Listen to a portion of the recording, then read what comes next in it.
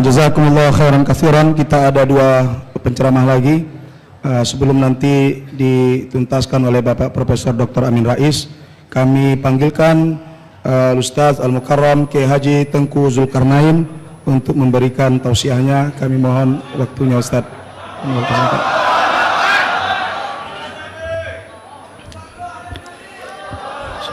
Assalamualaikum warahmatullahi wabarakatuh. Hamdan wa syukran lillah wa salatan wa salaman ala rasulillahi wa ala alihi wa sahbihi wa mawalah. Allahumma salli wa sallim ala hadzal nabiyil karim sayyidina wa habibina wa maulana Muhammadin wa ala alihi wa sahbihi ajma'in. Amma ba'du, qala Allah ta'ala fi kitabihil aziz, a'udzu billahi minasy syaithanir rajim. Bismillahirrahmanirrahim. Wa ta'awanu 'alal birri wat taqwa wa la ta'awanu 'alal itsmi wal 'udwan. Wattaqullah innallaha syadidul 'iqab. Qala Rasulullah sallallahu alaihi wasallam, man kharaja min baitihi fi talabil ilmi fahuwa fi sabilillahi hatta yarji'.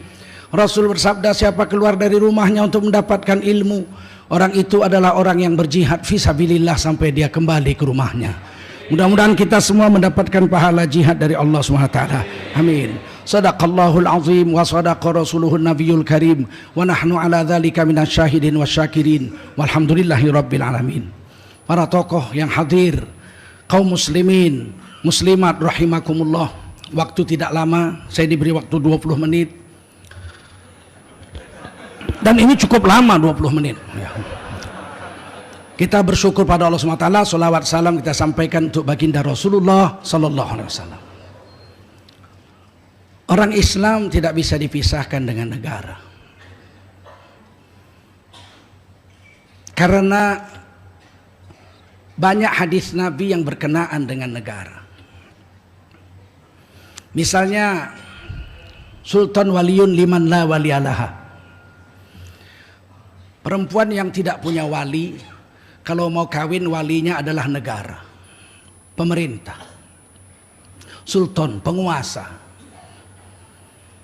Dalam mazhab Syafi'i, wali fasik nggak sah nikahkan anaknya. Kalau pemerintahnya fasik nggak sah menikahkan rakyatnya. Siallah perempuan-perempuan yang nggak punya wali kalau dikawinkan sama negara, sementara pemimpinnya sholat pun nggak. Pakai baju ihram pun terbalik.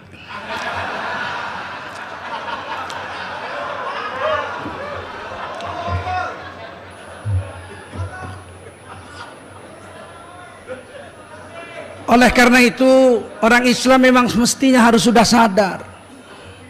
Mesti sudah sadar dari dulu-dulu. Cuman kita kan tertidur. Tertidur kita umat Islam selama ini, nggak ada yang membangunkan.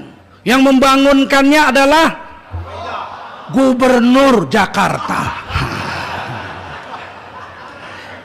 Yang kata Said Akil Siraj keselio lidah, kata saya tidak, memang sengaja. Saya dengan Said Akil beda dalam hal ini. Dia bilang Ahok keselio lidah, kalau saya bilang memang sengaja. Wong tahun 2008 dia udah nulis buku, apa yang dia bilang kok betul. Jadi memilih pemimpin dalam Islam itu penting. Puasa Ramadan itu perintahnya cuma sekali di Quran. 183 surah Al-Baqarah. Kutiba alaikumusiyam. Sekali aja. Tapi milih pemimpin yang Islam 30 kita. Wah, mau nyambut pembesar datang nih. Lengkap dengan goloknya mandau. 20 atau 30 orang. Tiba-tiba membentangkan spanduk, bubarkan FPI.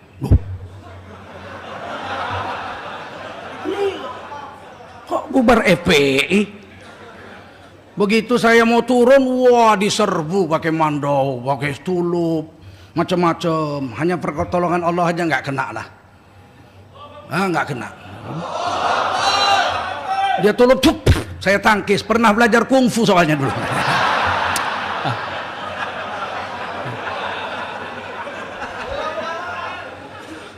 Aduh, saya heran ya, saya ini udah jalan 35 negara di dunia. 35 negara di dunia saya dakwah sudah. Dari Australia sampai Kanada, dari Eropa sampai Kamboja, dari Jepang sampai ke Maroko. Belum pernah ada di airport. Bahkan saya pernah ke Kamboja musim perang. Di sana itu nggak ada taksi, terpaksa naik ojek. Nggak ada taksi waktu itu di ibu kota Kamboja itu, saking miskinnya. Tapi belum pernah ada di negara manapun orang bawa golok sampai ke kaki pesawat. Baru terjadi di negara Kesatuan Republik Indonesia, yang diserbu kakek-kakek jenggot putih nggak bawa senjata. Masya Allah, dahsyat juga kejadian itu saya pikir ya. Pokoknya nggak boleh pulang. Ini saya bukan FPI, saya Majelis Ulama Indonesia, tidak peduli, pokoknya nggak boleh. Begitu saya bilang masuk, saya kan pramugari bilang masuk Pak, masuk saya. Memang lebih menguntungkan masuk, karena pintunya kan sempit, nggak bisa masuk rame-rame, mesti masuk satu-satu. Tapi tiba-tiba satu orang kru Garuda Alfian namanya, dia tutup itu pintu. Kemudian nggak lama polisi naik 2 orang, saya bermohon dengan sangat, Bapak jangan turun. Saya bilang saya mau turun, harus turun. Oh enggak bisa Pak, mesti nggak boleh turun. Akhirnya berangkatlah ke Pontianak. Saya bilang saya besok datang lagi.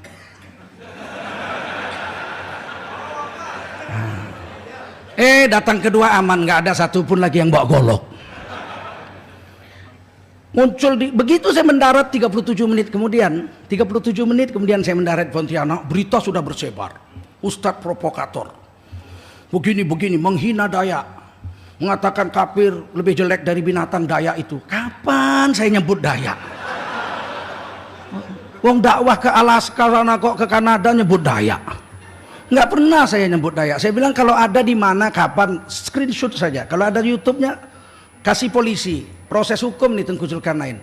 Nggak lari kemana-mana. Istri cuma 1, anak cuma 2. Nggak kemana-mana saya.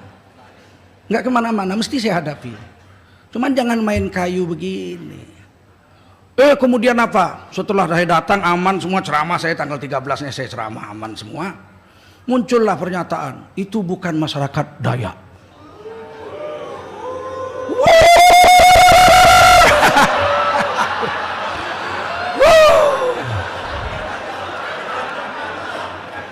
Terus dibilang nggak, itu spontan aja, rencananya mau nyambut gubernur, ketua tokoh adat, tapi ternyata nggak datang. 37 menit nggak datang, nggak ngasih tahu, protokolnya bego.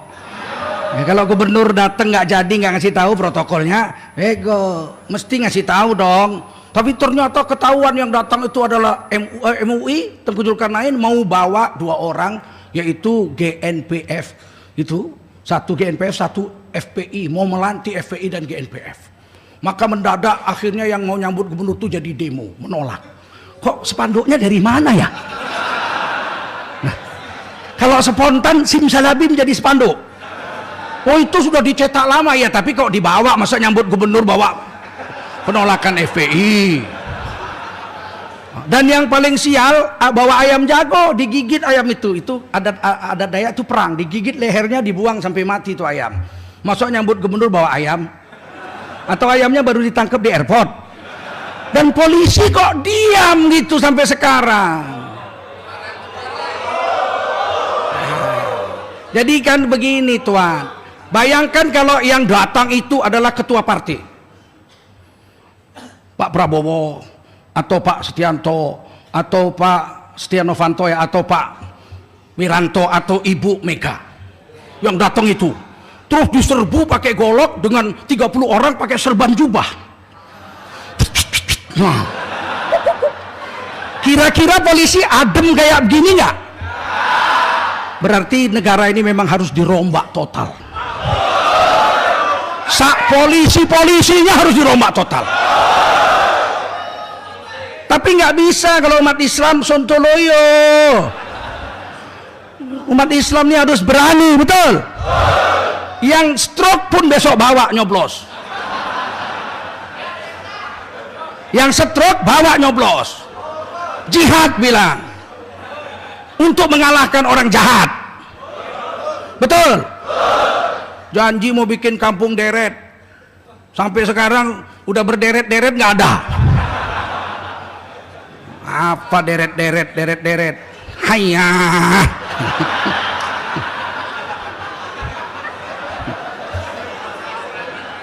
Saya heran saya 10 tahun ini mulai ada gerakan aneh, dan 2 tahun ini puncak gerakan aneh itu. Apa itu? Di negara Indonesia nggak boleh mengatakan satu kata, yaitu Cina. Kalau bilang Cina, wah langsung rasis, anti Bhinneka Tunggal Ika, Sarah. Loh, apa-apaan ini? Siapa ini yang melakukannya ini? Ada apa? Sedangkan negaranya aja mengakui Republic the People of China. Itu bahasa Jawanya Republik Rakyat Cina.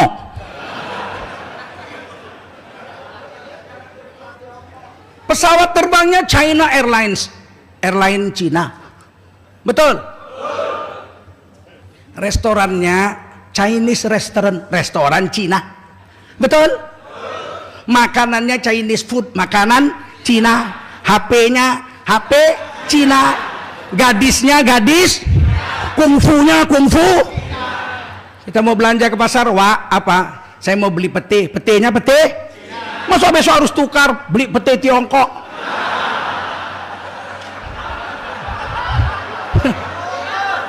Rasis apa rasis? Kok kayaknya kita dijajah bener sekarang ini. Sampai bilang Cina nggak boleh. Kalau bilang Jawa boleh. Kue Jawa kue. Madura kue. Dasar Betawi lu. Hihihihi. Giliran Cina kau rasis. Sarah, anti kebinekaan, batomu.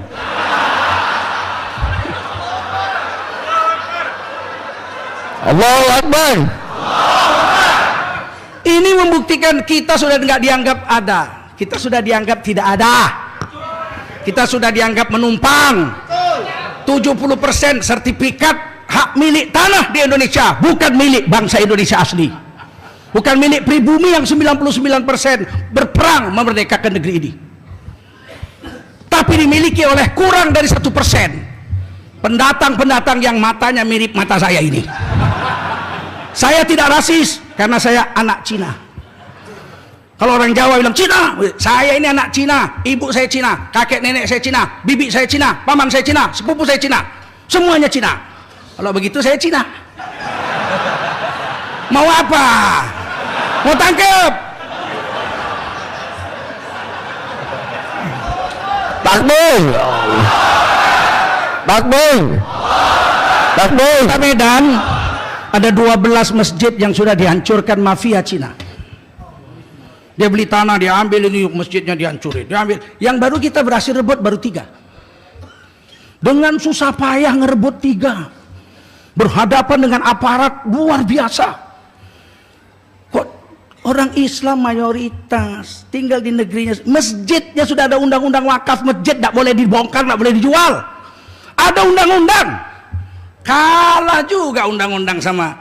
Itulah orang itu bilang di Medan, hanya selama itu ayam masih mau makan padi lo, aman.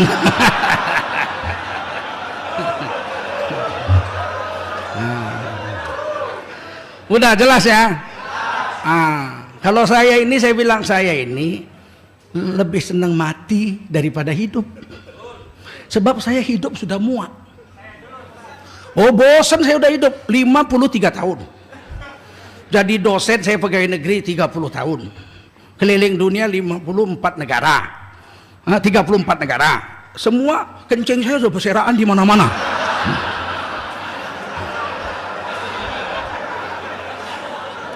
Kalau mati itu pasti mati, tapi saya senangnya matinya itu mati dibunuh orang karena agama.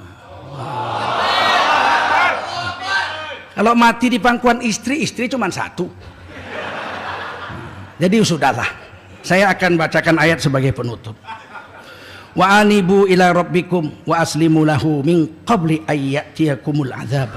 tsumma la tunsarun. Wa anibu itu rujuklah kamu kepada Allah, kembalilah pada Allah. Tapi wa anibu ini kata Syekh Amin Al-Qurdi juga dalam kitab Dalilul Falihin, munib itu orang yang tobat dari angan-angan mau melanggar hukum Allah belum dilakukan. Kalau sudah dilakukan namanya taibun, orang yang tobat dari dosa yang pernah dia buat. Kalau munibun ini, munib ini di sini wa anibu itu berangan-angan baru mau melakukan pelanggaran hukum Islam, tobat. Nah, baru berangan-angan mau milih bukan Islam jadi gubernur, mungkin karena ada duitnya atau karena apanya nggak tahu lah, baru berangan-angan aja, kata Allah tobat. Hentikan angan-anganmu untuk memilih pemimpin yang tidak berpihak pada agamamu, apalagi dari golongan lain. Tobat duluan dari pemikiran, belum lagi pekerjaannya, belum nyoblos, belum, baru angan-angan, berhentikan kata Allah sebelum datang azab kepadamu dan kamu tidak bisa ditolong ketika azab itu datang. Jelas? Jelas? Begitu aja lah habis. Nah, yang penting terus istiqomah membela agama insyaallah ya. Pokoknya coblos yang tengah nggak usah lewatin aja dah. Yang tengah, yang kotak-kotak nggak usah kotak-kotak. Nanti kita akan di kotak-kotak. Jadi kita pilih yang tidak ada kotaknya insyaallah. Wassalamualaikum warahmatullahi wabarakatuh. Warahmatullahi wabarakatuh. Terima kasih.